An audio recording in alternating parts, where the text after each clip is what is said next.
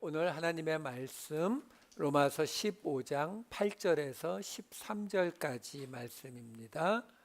로마서 15장 8절에서 13절까지 말씀 제가 읽어드리도록 하겠습니다. 내가 말하노니 그리스도께서 하나님의 진실하심을 위하여 할례의 추종자가 되셨으니 이는 조상들에게 주신 약속들을 견고하게 하시고 이방인들도 그 긍휼하심으로 말미암아 하나님께 영광을 돌리게 하려 하심이라. 기록된 바 그러므로 내가 열방 중에서 주께 감사하고 주의 이름을 찬송하리로다 함과 같으니라. 또 이르되 열방들아 주의 백성과 함께 즐거워하라 하였으며 또 모든 열방들아 주를 찬양하며 모든 백성들아 그를 찬송하라 하였으며 또 이사야가 이르되 이새의 뿌리 곧 열방을 다스리기 위하여 일어나시는 이가 있으리니 열방이 그에게 소망을 두리라 하였느니라. 소망의 하나님이 모든 기쁨과 평강을 믿음 안에서 너희에게 충만하게 하사 성령의 능력으로 소망이 넘치게 하시기를 원하노라. 아멘. 지난주에 말씀드렸다시피 로마서의 결론은 지난주까지 끝났습니다. 하나님께서 이 땅에 있는 당신의 백성들, 성도들에게, 교회들에게 원하시는 것은 바로 약한 자의 약점을 대신 짊어지고 백데나리온을 탕감해 주는 그 마음으로 서로 비난하는 것이 아니라 서로 받아주는 것. 그래서 지난주 마지막 15장 7절이 어땠어요? 15장 7절 말씀 보시면은 그리스도께서 우리를 받아 하나님께 영광을 돌리심과 같이 너희도 서로 받으라. 서로 받으라. 지난주에 말씀드렸죠? 관계를 맺는 것 같은 아주 가까운 사이로 들어가라라는 거예요. 이게 결론이었습니다. 자, 이제 남은 이야기는 사도 바울이 자신이 주장한 이야기에 대한 근거로 구약 말씀을 네 군데를 인용해서 이야기하는 부분이 남아있는 거예요.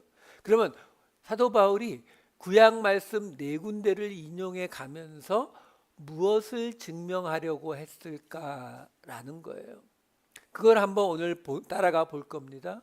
자, 오늘 이야기는 이렇게 시작이 됩니다. 8장과 9장 앞부분까지를 볼게요. 로마서 15장 8절 9절 앞부분.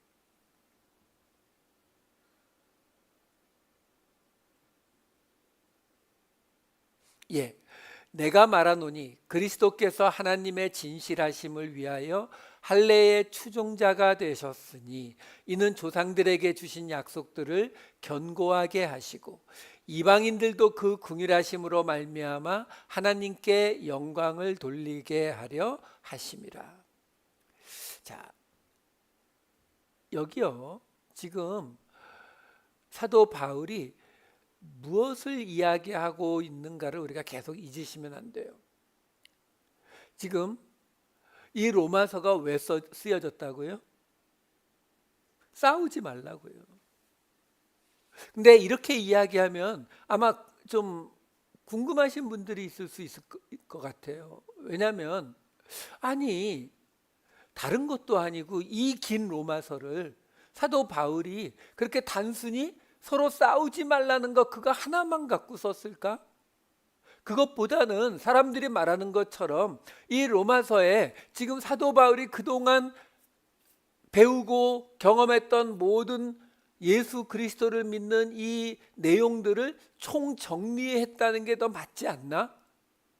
믿음으로 구원받는다는 이런 엄청난 이야기가 이 로마서에 들어가 있는데 그것 자체도 그걸 전하는 게 목적이 아니라 단지 그 로마 교회 안에서 서로 다투게 된 그거 하나 때문에 이걸 정말 다 썼다고? 이런 의문이 생길 수 있거든요. 근데 여러분 왜 이게 중요하냐면 서로 싸우지 말라는 그 말 한마디, 지금 사도 바울이 계속 이야기하는 것처럼 서로 비난하고 정죄하지 말고 서로 그냥 받으라고, 예수님이 우리를 받아주신 것처럼 달라도 틀려도 그냥 받아들이라고. 이게 왜 중요하냐면 선악과의 결과이기 때문에 그래요. 선악과를 따먹고 하나님처럼 선과 악을 구별하는 데에 능력을 가지게 된 우리의 원죄라고요, 이게. 그래서 다른 사람들을 보게 되면, 근데 그 다른 사람이 다른 정도가 아니라 내 기준에 틀리게 보이게 되면 우리는 못 참는 거죠. 악, 나는 선, 이걸 구별하게 된다고요. 이거는 우리 인류 역사상 단 한 번도 우리를 떠난 적이 없어요.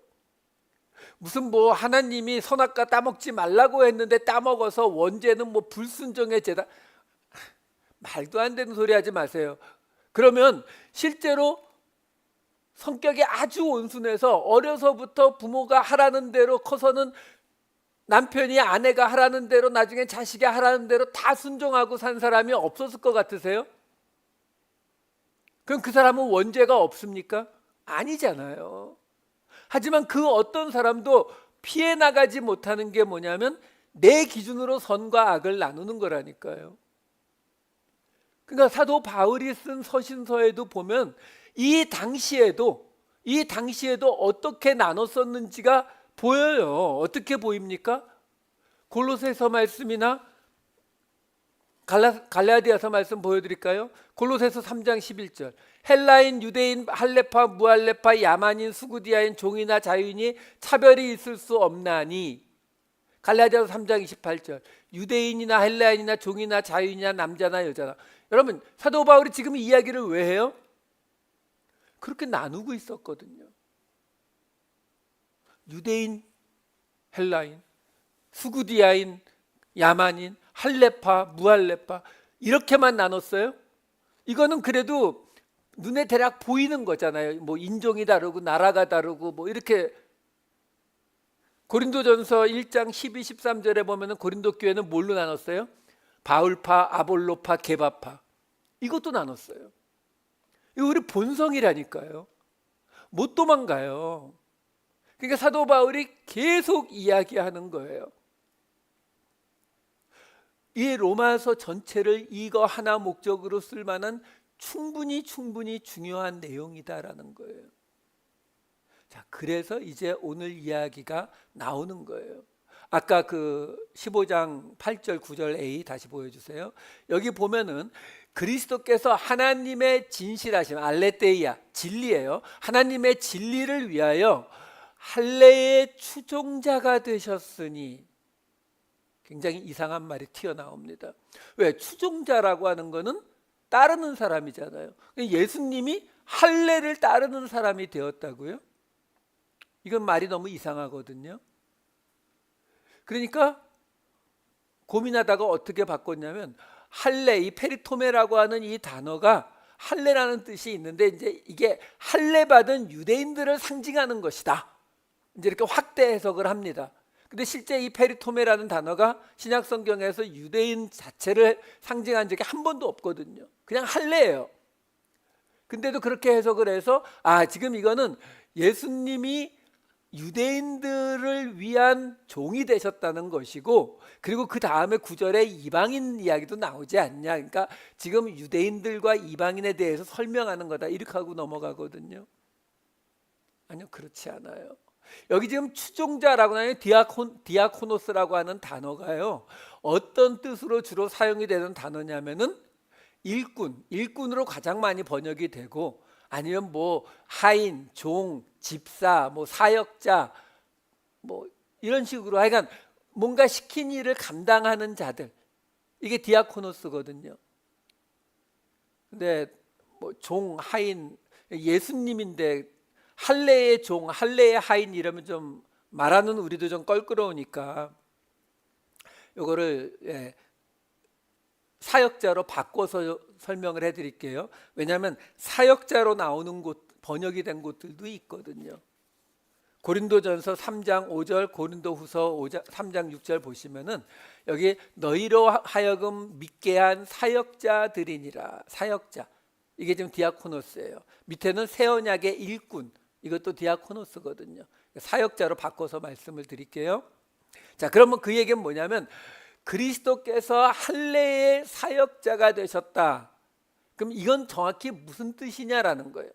왜 사도 바울은 여기서 더 이상의 설명을 하지 않았을까요? 우리가 짐작할 수 있는 거는 이 정도만 말해도 다 아는, 누구나 다 아는 이야기였을 것이다라는 거죠. 그럼 그게 뭐냐라는 거예요. 사도 바울이 지금 이 문맥 속에서 이 예수님을 갑자기 할례의 사역자라고 칭하게 되는 이유가 뭐냐라는 거예요. 자, 그럼 그 할례, 이 이야기를 좀 드릴게요. 아브라함의 이야기부터 들어갑니다. 할례가 어떻게 바뀌어왔는지를 설명을 해드릴게요. 무슨 말이냐면 하나님께서 창세기 12장에 처음 아브라함에게 나타나세요. 그때부터 하나님께서 아브라함에게 4개의 자손과 땅을 주시겠다는 말씀을 여러 번 하십니다. 그런데 그렇게 말씀하시다가 하나님이 공식적으로 내가 너와 언약을 맺겠다, 베리트, 언약을 맺겠다라고 언급하시는 장면이 창세기 15장에 처음 나와요. 창세기 15장 18절, 그날에 여호와께서 아브람과 더불어 언약을 세워 이르시되 내가 이 땅을 애굽 강에서부터 그 큰 강 유브라데까지 내 자손에게 주노니. 자, 이게 처음 나온 이때 고기를 쪼개놨더니 그 사이로 불이 지나가고 뭐 이런 이야기가 나오고, 이때에 하나님께서 네 자손이 애굽에 가서 400년 동안 종살이하다가 큰 민족이 돼서 나올 것이라는 말씀을 하신 게 이 장면이에요. 자, 문제는 언약을 세웠다고 하시는데 언약, 베리트는 계약이거든요. 근데 하나님은 언약을 세웠다고 하시는데 아브라함이 하는 게 아무것도 없어요. 그러니까 일방적인 거예요. 여러분, 일방적인 거는 우리가 계약이라고 하지 않죠. 그렇죠? 그거는 그냥 요구고 명령이에요. 근데 계약이라고 하면은 내가 돈을 얼마 줄 테니까 너는 나한테 이걸 줘. 이게 계약이잖아요. 쌍방간에 움직이는 거. 그래서 두 번째로 창세기에서 언약이 언급되는 곳이 17장이에요. 창세기 17장 3절에서 4절. 아브라함이 엎드렸더니 하나님이 또 그에게 말씀하여 이르시되 보라, 내 언약이 너와 함께 있으니 너는 여러 민족, 히브리어 고이라는 단어예요. 민족의 아버지가 될지라. 여기서 하나님이 다시 언약을 이야기하시면서 아브라함에게 말씀하신 것이 여러 민족의 아버지가 될지라 라고 말해요. 근데 이 창세기 17장에 나오는 언약이 다른 점이 뭐냐면 17장 10절 11절 보시면 너희 중 남자는 다 할례를 받으라. 이것이 나와 너희와 너희 후손 사이에 지킬 내 언약이니라. 너희는 포피를 베어라. 이것이 나와 너희 사이의 언약의 표징이니라. 자, 드디어 쌍방간의 언약, 계약이 이루어지는 장면이에요. 하나님이 이렇게 하시겠다 요구하시고 대신 너는 할례를 받아라. 그래서 이것을 할례 언약이라고 부르는 것입니다. 근데 그 할례 언약이 뭘로 시작됐다고요? 아브라함에게 너는 모든 민족의 아버지가 될 것이다. 여기 민족이라고 번역된 이 고이라고 하는 단어는 본래 가축의 무리, 떼, 숫자가 많은 거, 이걸 뜻하는 단어니까 사람에게 적용하면 민족, 나라라는 뜻이 돼요. 근데 이스라엘 백성들에게 민족, 나라라고 하는 개념은 자기네 빼면은 나머지는 다 뭐예요? 이방. 그래서 이방이라는 뜻으로도 되고, 이 단어가 70인역 헬라어에서 에드노스라고 하는 바로 이방인이라고 하는 단어로 번역이 됩니다. 그것이 창세기 17장 10절 11절에 세워지는 할례 언약이에요. 근데 이 할례 언약에서 아주 놀라운 장면이 튀어나오는 게 이어지는 12, 13, 14절이에요. 너희의 대대로 모든 남자는 집에서 난 자나 또는 너희 자손이 아니라 이방 사람에게서 고이 돈으로 산 자를 막론하고 난 지 8일 만에 죄송해요.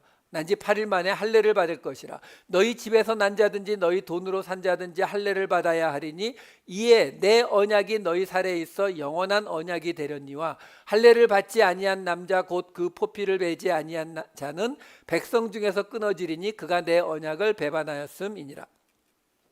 왜 이게 놀라운 거냐면 지금 처음으로 쌍방간에 언약을 맺었는데 하나님이 뭐라고 말씀하시냐면은 이 할례를 받으면 그 집안에 있는 식구들이 할례를 받아야 된다는 거예요. 아브라함의 후손이 아닌데도, 아브라함의 후손인데 할례를 안 받으면 아브라함의 후손으로 안 치겠다. 하나님의 언약을 배반했다. 할례 언약의 대상자가 아니다라고 말을 하고 있다는 거예요. 왜? 지금 하나님이 약속하신 그 언약이 뭐였어요?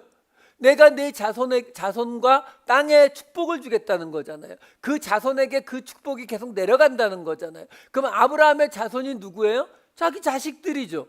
근데 그 자식들 안에 그 집안에 할례를 받은 외국인, 이방인이 끼어 있을 때 할례를 받으면 괜찮다는 거예요.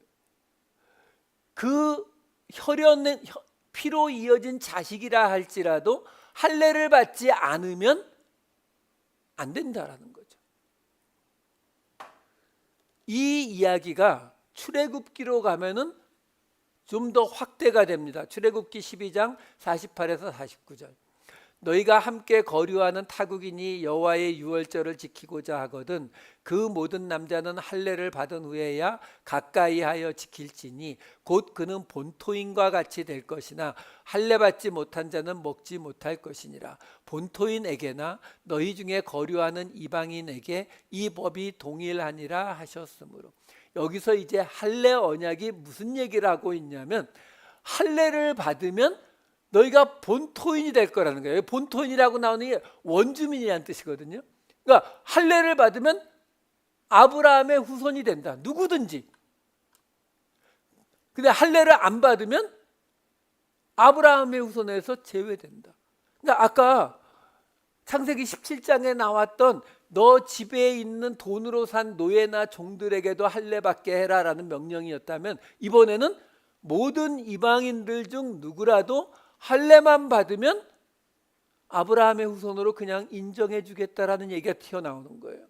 그러니까 할례 언약이라고 하는 것이 단순히 할례를 받은 자들이 아브라함의 후손이라는 것을 말하는 데에서 건너가서 할례가 아브라함의 후손을 만들어가는 것이 돼버리잖아요. 그렇죠? 지금 이 할례의 개념이 점점 넓어지고 있는 거예요. 자, 근데 레위기에 가면 또 어떤 구절이 나오느냐면요. 레위기 26장 41, 42절. 나도 그들에게 대항하여 내가 그들을 그들의 원수들의 땅으로 끌어갔음을 깨닫고 그 할례 받지 아니한 그들의 마음이 낮아져서 그들의 죄악의 형벌을 기쁘게 받으면 내가 야곱과 맺은 내 언약과 이삭과 맺은 내 언약을 기억하며 아브라함과 맺은 내 언약을 기억하고 그 땅을 기억하리라. 여기서 지금 갑자기 무슨 말씀을 하시냐면 이스라엘 백성들이 뭔가 잘못해가지고 다른 나라에서 쳐들어와서 그들을 죄에 끌어가 버리게 됐을 때에 그 사람들이 끌려간 이유가 뭐라고 이야기를 하냐면 그들의 마음이 할례 받지 않아서 그렇다고. 이게 무슨 말이냐면요, 지금 바로 직전까지 출애굽기까지 나온 이야기는 할례는 말 그대로 칼로 베어내는 표시가 나는 거였잖아요. 근데 지금 이 레위기에서, 레위기는 누구에게 준 말씀이에요? 이방인들? 아니, 유대인들이요. 지금 출애굽해서 금방 나온 사람들이잖아요. 그들에게 뭐라고 이야기하고 있는 거냐면 그들 다 할례 받았겠죠, 당연히. 그렇죠? 근데 그들에게 너희가 앞으로 하나님의 말씀을 지키지 않고 우상을 섬기고, 이게 앞에 있는 내용이에요. 그렇게 되면 하나님이 다른 민족을 보내서 너희를 멸하고 너희를 끌고 가게 할 것이다. 근데 그 너희가 끌려가는 이유가 뭐냐면 너희가 뭘 깨달아야 되냐면 너희의 마음이 할례 받지 않았다는 걸 깨닫고 낮아져야 된다. 몸에 받은 할례는요.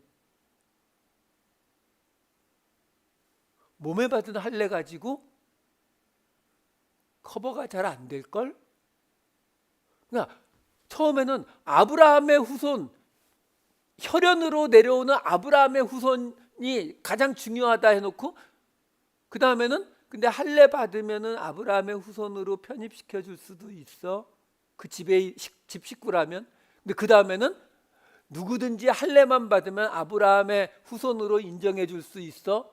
라고 하더니 이번에는 근데 할례보다 마음의 할례를 받는 게 더 중요한 건데 지금 이렇게 옮겨가고 있는 거예요. 이 이야기가. 그 신명기로 가면 이제 무슨 이야기가 나타나냐면 신명기 10장 16절. 그러므로 너희는 마음의 할례를 행하고 다시는 목을 곧게 하지 말라.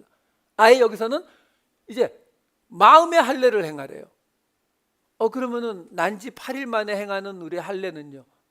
I don't care. 마음의 할례 행하래요. 다시는 목을 곧게 하지 마. 마음의 할례를 행하지 않고 목을 곧게 한 모습이 이어지는 신명기 10장 17절에서 20절 사이에 뭐라고 나오냐면 중간에만 읽어드릴게요.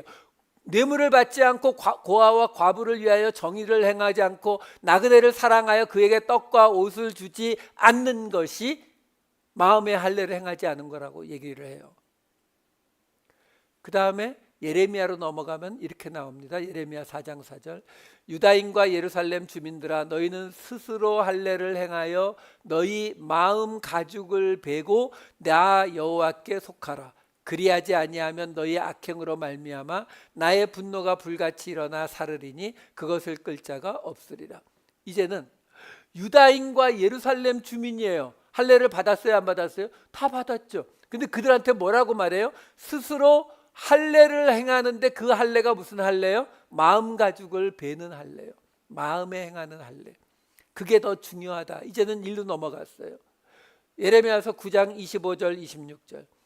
여호와의 말씀이니라. 보라 날이 이르면 할례 받은 자와 할례 받지 못한 자를 내가 다 벌하리니 곧 애굽과 유다와 에돔과 암몬 자손과 모압과 및 광야에 살면서 살적을 깎은 자들에게라.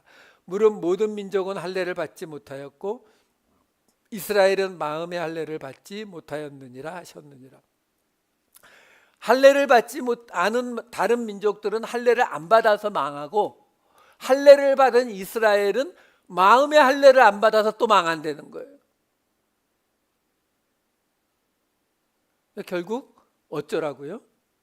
마음의 할례 받아야 된다고요. 이 말씀들을 근거로 사도 바울이 정리한 게 로마서에 있었어요. 우리가 이미 다 보고 왔어요. 로마서 2장 25, 26절. 내가 율법을 행하면 할례가 유익하나 만일 율법을 범하면 내 할례는 무할례가 되느니라. 그런즉 무할례자가 율법의 규례를 지키면 그 무할례를 할례와 같이 여길 것이 아니냐.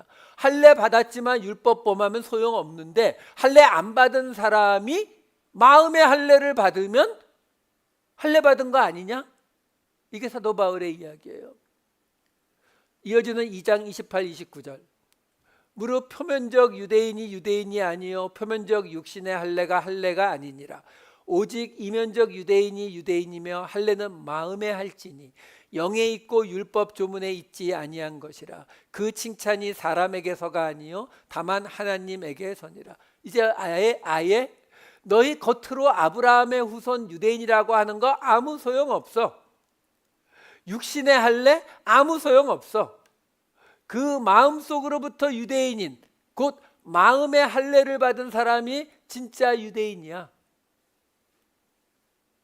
그러니까 지금 창세기에서부터 온 할례 언약이 우리가 예레미야서까지 봤는데 그 내용을 사도 바울이 지금 신약적으로 정리한 내용이 이렇게 나오는 거예요.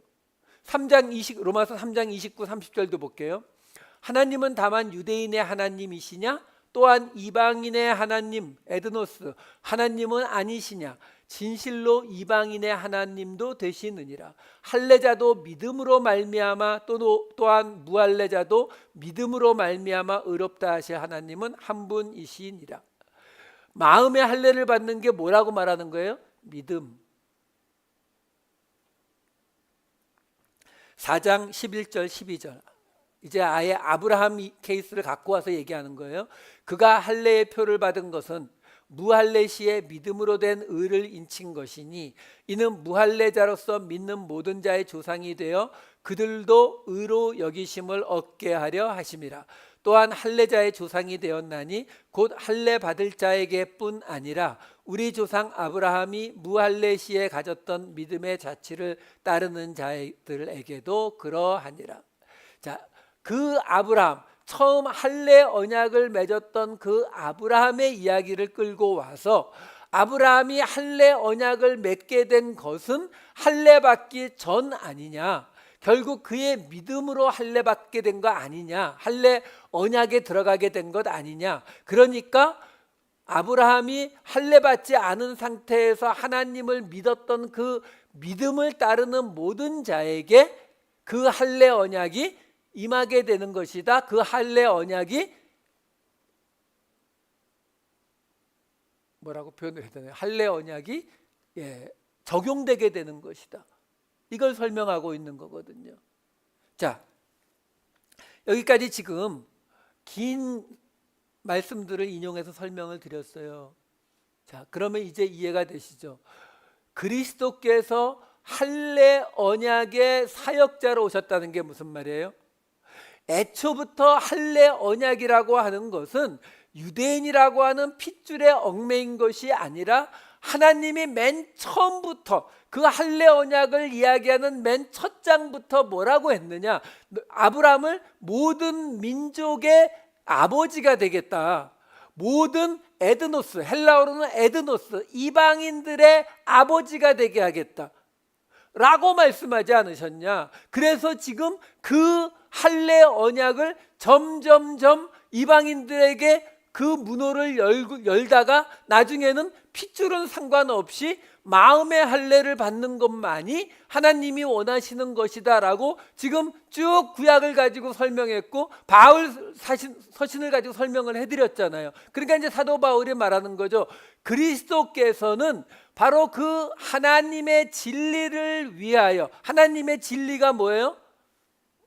모든 사람을 구원하는 거예요.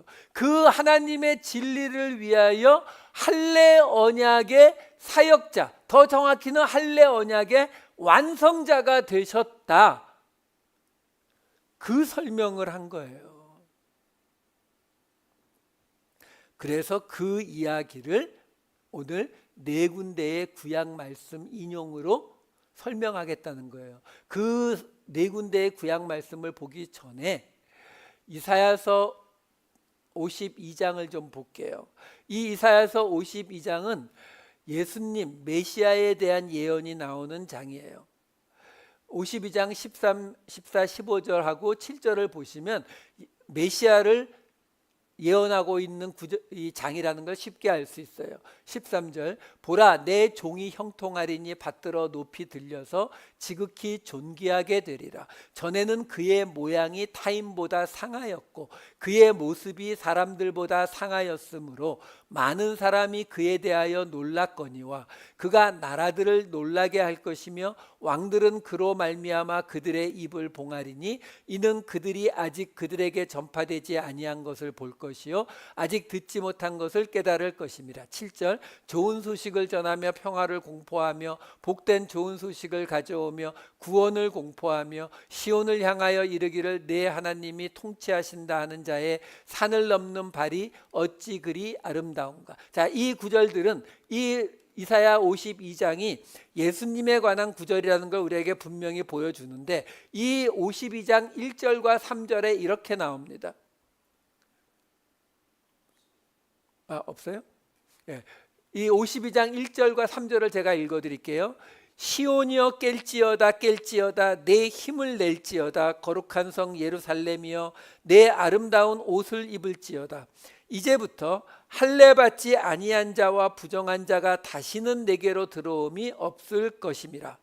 그리고 3절, 여호와께서 이와 같이 말씀하시되 너희가 값없이 팔렸으니 돈 없이 속량되리라. 지금 메시아가 오실 때에 더 이상 그 거룩한 성 예루살렘에 할례 받지 못한 자, 부정한 자가 들어오지 못할 거라는 거예요.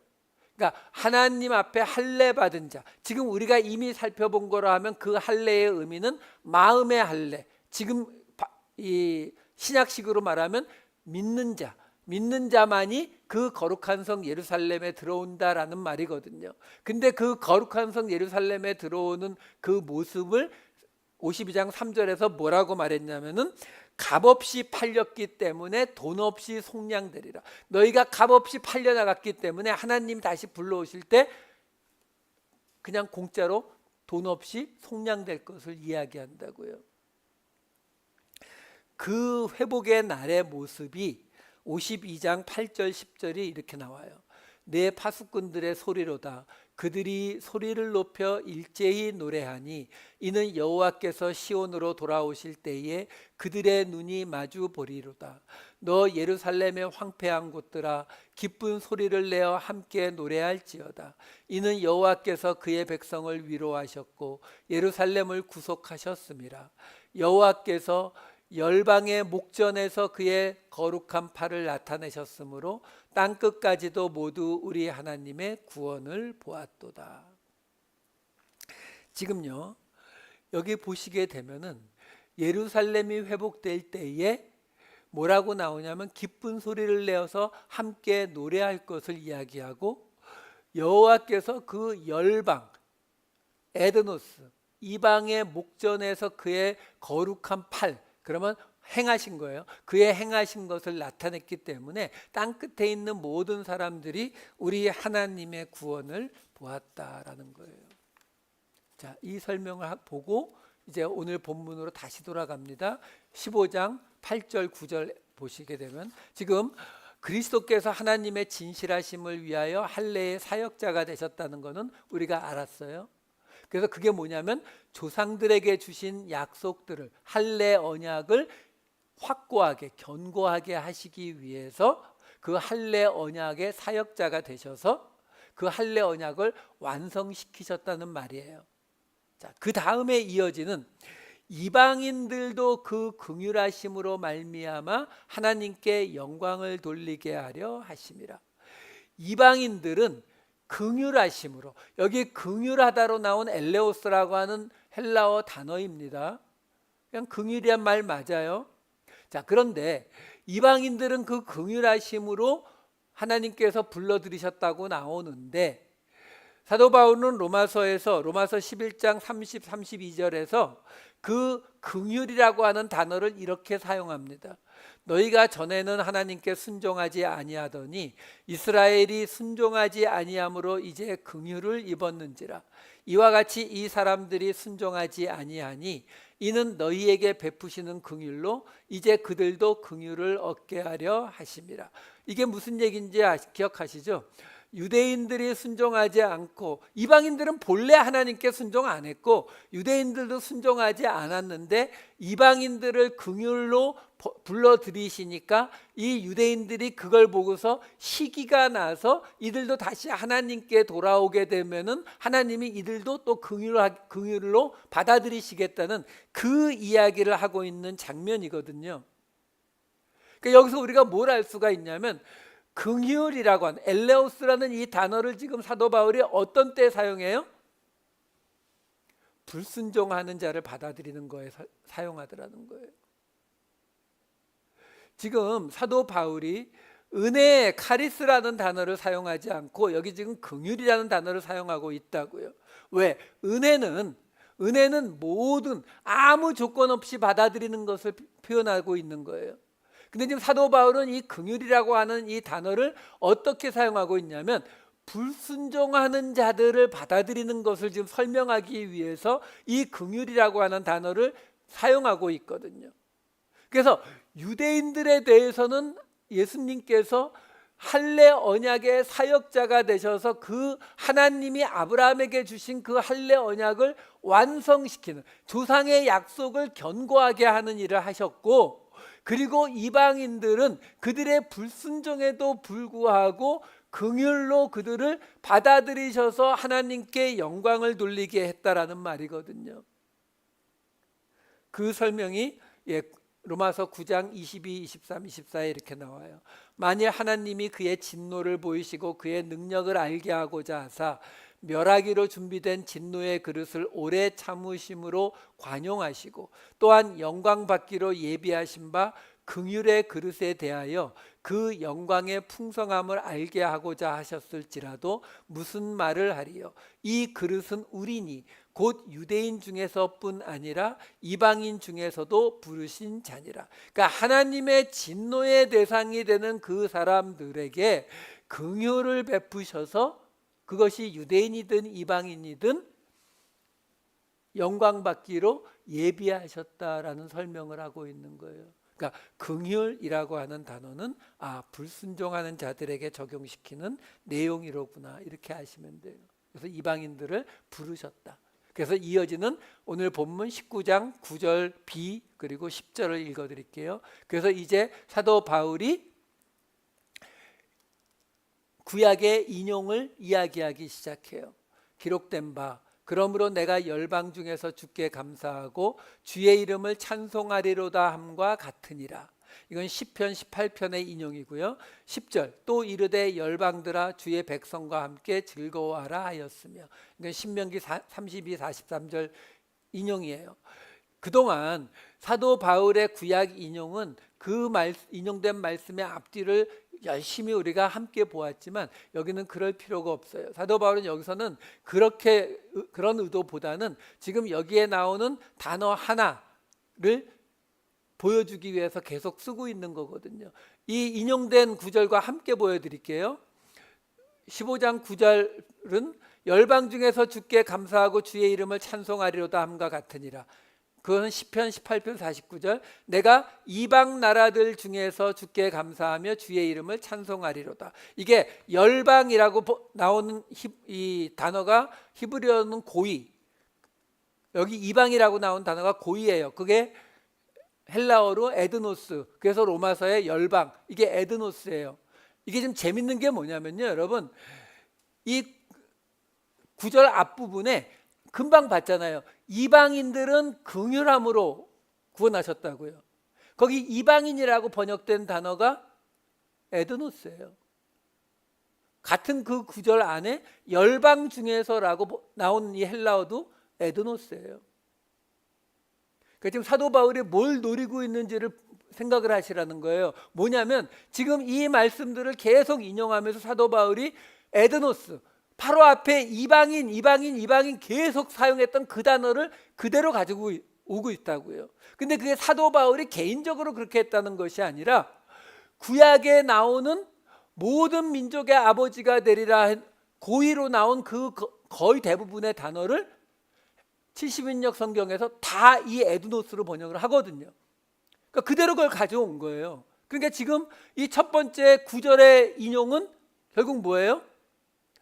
그 앞에 나오는 하나님이 그 환난과 괴로움 속에서 나를 구원하셨다라고 하는 이 다윗의 시편에 거기 뭐라고 나오는 거냐면, 내가 그래서 온 세상이 지금 하나님께서 나를 구원하셨다는 걸 아니까 내가 그 이방 나라들 앞에서 하나님께 감사하고 하나님을 찬송하겠다라는 말을 하고 있는 거거든요.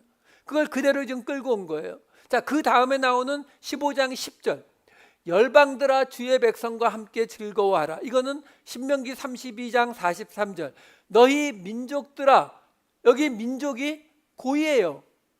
그리고 나중에 헬라어 70인역에서 에드노스로 번역되는, 그러니까 너희 이방인들아 이렇게 번역하셔도 돼요. 이방인들아 주의 백성과 즐거워하라. 자, 그 다음에 나오는 11절 15장 11절 모든 열방들아 주를 찬양하며 모든 백성들아 그를 찬송하라 하였으며, 이거는 시편 117편 1절의 인용이에요. 너희 모든 나라들아 여호와를 찬양하며, 여기 나라 고이 헬라어 에드노스. 그러니까 지금 15장 9절, 10절, 11절을 통해서 사도 바울이 이야기하는 게 뭐냐면 구약에 보면 열방들아, 내가 열방들 속에서 내 하나님께 감사하고 찬양할 거야. 열방들아 봐라, 함께 즐거워하자. 열방들아 함께 여호와를 찬양하자. 근데 그 단어가 같은 단어거든요. 그러니까 지금 사도 바울이 노리는 게 그거예요. 봐, 시편 18편, 신명기 32장, 시편 117편 뭐라고 말하니? 다윗이 이방인들 가운데에서 하나님의 행하신 것을 감사하고 찬양한다고 했지. 그리고 이방인들에게 이방인들아 함께 즐거워하자, 이방인들아 함께 여호와를 찬양하자라고 말했잖아. 이게 바울의 의도예요. 그러면서 15장 12절 네 번째 마지막 인용이죠. 죄송해요. 시편 117편 1절인데 잠깐만 이 장면 다시 보여주세요. 이 시편 117편 1절을 인용했는데 이 시편 117편은 전체가 2절이에요. 그러니까 1절이 있으니까 2절밖에 없어요. 그 2절 마저 볼게요. 2절에 뭐라고 나오냐면 우리에게 향하신 여호와의 인자하심이 크시고 여호와의 진실하심이 영원함이로다. 할렐루야. 우리 가스펠송에 나오는 구절이잖아요. 우리에게 향하신 여호와의 인자하심. 여기 인자하다로 번역이 된 히브리어 헤세드인데 이 헤세드 인자하다가 헬라어 번역에서 뭘로 바뀌었냐면 엘레오스, 긍휼로 바뀌어 있어요. 무슨 말이에요? 너희 모든 나라들아, 너희 모든 에드노스들아, 너희 모든 이방인들아 여호와를 찬양하자. 우리에게 향하신 여호와의 긍휼하심이 크시다. 그러니까 지금 사도 바울이 오늘 본문에 이야기하는 이 이야기들이 여기서 지금 다 나오는 거예요. 이 모습이 아까 제가 보여드렸던 이사야서 52장 9절 10절에 이렇게 나오죠. 너 예루살렘의 황폐한 곳들아 기쁜 소리를 내어 함께 노래할지어다. 여호와께서 그의 백성을 위로하셨고 예루살렘을 구속하셨음이라. 여호와께서 열방의 목전에서 그의 거룩한 팔을 나타내셨으므로 땅끝까지도 모두 우리 하나님의 구원을 보았도다. 여기서 열방이라고 번역된 게 에드노스라니까요. 헬라어로는 이방. 그러니까 이사야서 9절 10절이 뭘 말해주고 있어요? 금방 인용된 세 군데의 구약 말씀을 그대로 다 인용해주고 있죠. 이방들 사람들 속에서 그들이 하나님이 나를 구원하시는 걸 봤으니까, 하나님의 거룩한 팔을 보여줬으니까 함께 기뻐하자. 함께 기뻐하고 함께 찬양하자고. 그 말이 이 이사야서 52장에 다 한꺼번에 들어가 있는 거예요. 자, 이제 남은 15장 12절을 볼게요. 또 이사야가 이르되 이새의 뿌리 곧 열방을 다스리기 위하여 일어나시는 이가 있으리니 열방이 그에게 소망을 두리라 하였느니라. 이거는 이사야서 11장 10절의 인용이에요. 그날에 이새의 뿌리에서 한 싹이 나서 만민의 기치로 설 것이요 열방이 그에게로 돌아오리니 그가 거한 곳이 영화로우리다.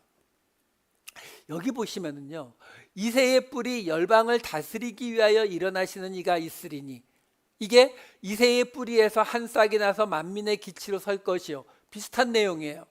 그러니까 인용된 거 알겠어요. 근데 그 뒷부분, 정작 중요한 열방이라는, 고이라는 히브리어 헬라어 에드노스가 나오는 곳이 열방이 그에게 소망을 두리라.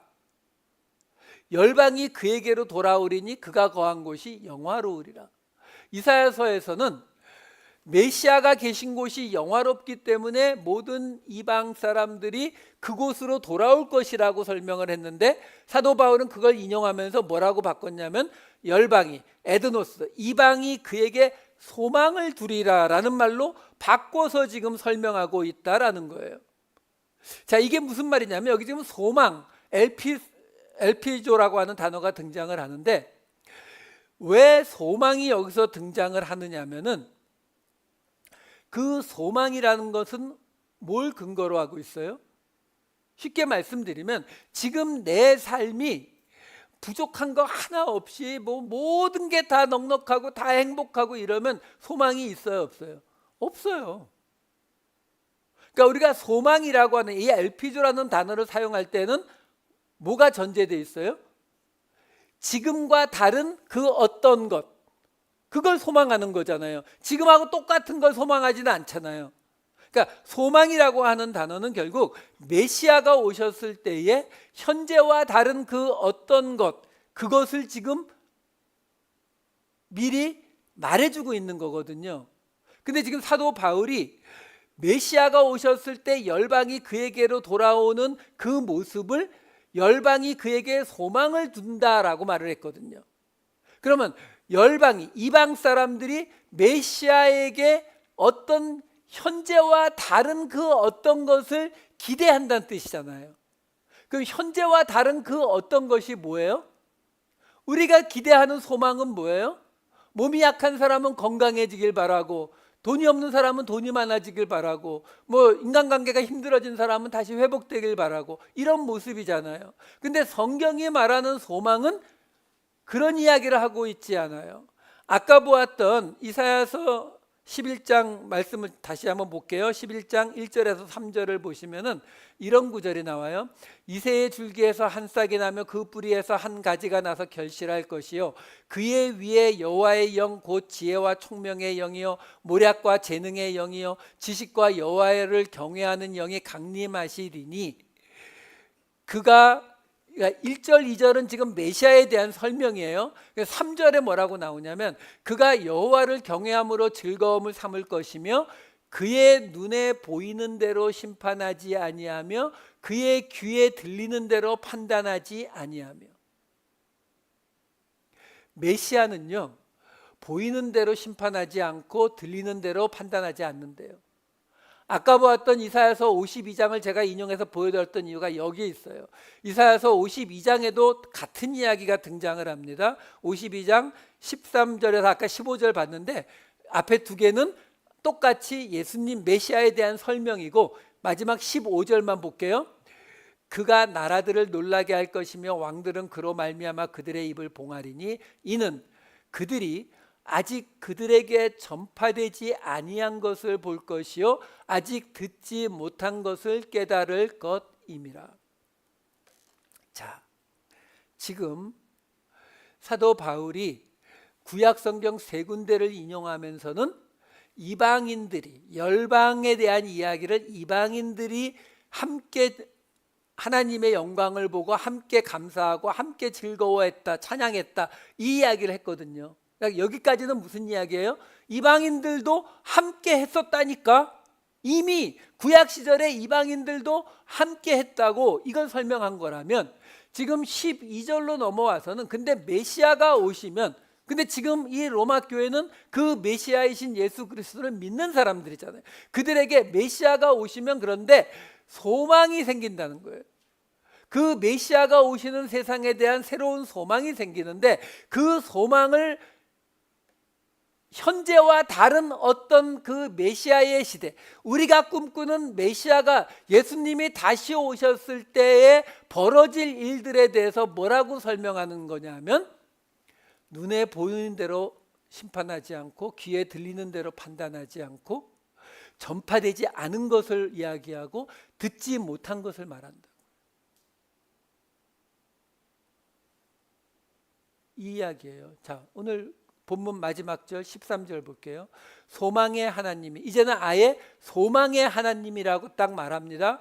모든 기쁨과 평강을 믿음 안에서 너희에게 충만하게 하사 성령의 능력으로 소망이 넘치게 하시기를 원하노라. 여러분, 이런 구절들이 이상하게 느껴져야 돼요. 왜? 우리가 소망이라고 하는 것은 내가 미래에 또는 예수님이 오셨을 때에 하나님이 내 기도를 들어주셨을 때 이루어질 것들을 바라는 것이 소망이잖아요.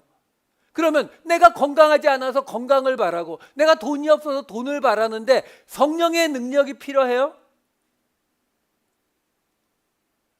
그거 없어도 다 하잖아요. 근데 성령의 능력으로 소망이 넘치게 한다는 게 무슨 말이에요? 소망이 뭐라고요? 현재와 다른 거요. 현재와 다른 건데 다른 게 뭐라고요? 보는 대로 심판하지 않고 들리는 대로 심판하지 않고 전파되지 않은 것을 말하고 듣지 못했던 것을 깨닫게 하는 거예요. 예수 믿는 자들이 가져야 될 소망, 성령의 능력이 없이는 못 갖는 소망이 뭐냐면 들리지 않는 걸 들을 수 있어야 되고 보지 못하는 걸 볼 수 있어야 되고 깨닫지 못하는 것, 전파되지 않은 것을 알고 있어야 된다고요. 그게 복음이잖아요. 복음이 우리가 생각한 기준, 우리가 생각한 생각과 맞는다면 그거 복음 아니에요. 들리지 않은 이야기라고요. 전파되지 않은 이야기예요. 본 대로 심판하지 않고 들은 대로 판단하지 않는 거라고요. 우리 이제 몇 주째 이제 결론은 똑같은 이야기예요. 우리가 심판하고 우리가 판단하는 건 뭐예요? 우리가 갖고 있는 기준 가지고요. 목사님 그러시면 안 되는 거예요. 장로님 그러시면 안 되는 거예요. 집사님 그러는 거 안 되죠. 필요하면 하나님 말씀까지 갖다 집어넣잖아요. 봐요, 성경에 이렇게 나와 있잖아요. 근데 우리가 하나님의 뜻대로 하나님이 지금 원하시는 그 모습은 뭐라고요? 달라도 틀려도 받아들이는 거예요. 거기 요만큼 걸리는 거 따지시면 예수님이 우리를 못 받아요. 예수님이 달라도 틀려도 받으셨거든요. 보는 대로 판단하지 않고 듣는 대로 심판하지 않으셨기 때문에 우리를 받으셨다고요.